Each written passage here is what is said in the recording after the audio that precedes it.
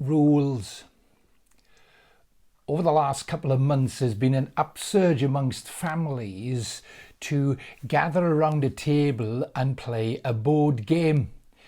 And long gone are the board games of snakes and ladders or tiddlywinks or ludo. The games have become more and more sophisticated. Some of them are replicas of television programs. Others have very complicated rules. And from time to time, one person will take responsibility for reading the rules to the rest of the group. And you read out the rules and you share out the parts and you have an understanding of how to play, and the game begins. And the game carries on quite successfully until such a time as there's a question and somebody will say, well, let's have a look at the rules. What do the rules say? And then the person then will go back and read the rules and sort the problem out. And from time to time, as you play the game, everybody now familiar with the rules, there comes little bits of interpretation, little bits of unwritten rules appear in the game, things which each of you understand you can do, but is not necessarily written down in those rules that you set off with. Over the past couple of months, we have been a people up and down the land who had to conform to a set of rules. We've been told where you can and cannot go, restrictions on our lifestyle for the sake of the greater good. And yet, do you remember that time, sometime in mid-April, when somebody broke the rules and it made the national papers?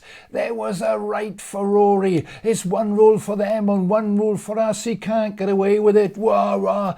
And all of a sudden, you had lots of people say, well, why should I obey the rules if they are not going to obey the rules? Why is it different for them than it is for me? I have to be fair, I didn't see any justification for driving 1,000 miles to get your eyes tested in some northeastern town, but there we are, that's by the way. The rules were misinterpreted, the rules were slightly bent, the rules were used to suit that particular individual. If we all did that in terms of rules, then society would just pan away into chaos. Within the Gospels, the writers, Matthew, Mark, Luke and John, put down a life story of Jesus.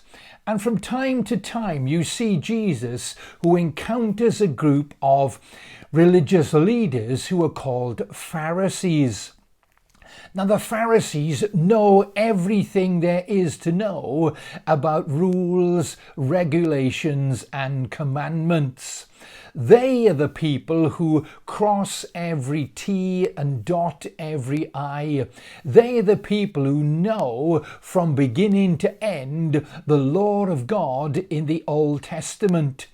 And so much so, over time, they add on their own unwritten rules, their own interpretation of the rules, until eventually they get 613 rules and regulations that they follow. And Jesus appears on the scene, and there's a constant battle between Jesus and the Pharisees with regard to the interpretation of the rule. They stand at a distance and they criticize him for not following the rules. They pour scorn upon his actions when he doesn't conform to what they regard to being the right way of doing things. In one passage in Matthew chapter 5, Jesus sets out a list of attitudes and actions. It comes within a framework of what is called the Sermon on the Mount and the Beatitudes. Christians call them Beatitudes. And there's a list there of different attitudes and different actions.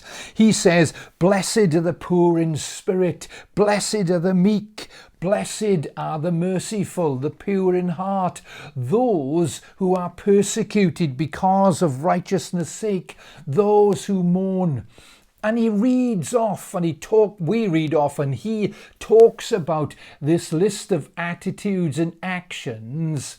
And it's followed by, Jesus says to his disciples, you are salt, you are light. In other words, take these attitudes and these actions, these kind of unwritten rules, out into society. Because he says, I've not come to do away with the law, I've come to fulfill it.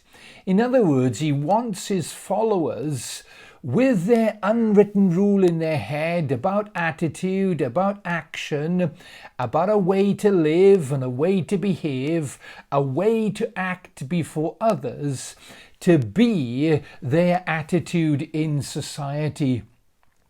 Every one of us has to conform with rules and regulations. And whether they are rules and regulations on the road or in the shop or in the home, wherever it is, we live by those rules. And on occasions, what happens is we interpret those rules for ourselves and sometimes for what suits us. Jesus says to his disciples, your attitude, your actions are to obey God, but to love your neighbour as yourself. And he issues these commandments to his disciples like a kind of unwritten rule that they are going to follow.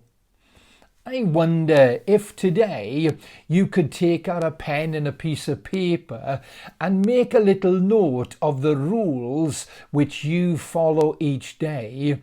But think about those rules which over time you may have broken, you may have interpreted for yourself.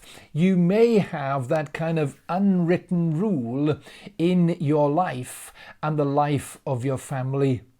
The Beatitudes of Matthew's Gospel chapter 5 are attitudes and actions that Jesus wants his disciples to follow. Follow these and people will be attracted to you. They may even follow you for themselves. Rules.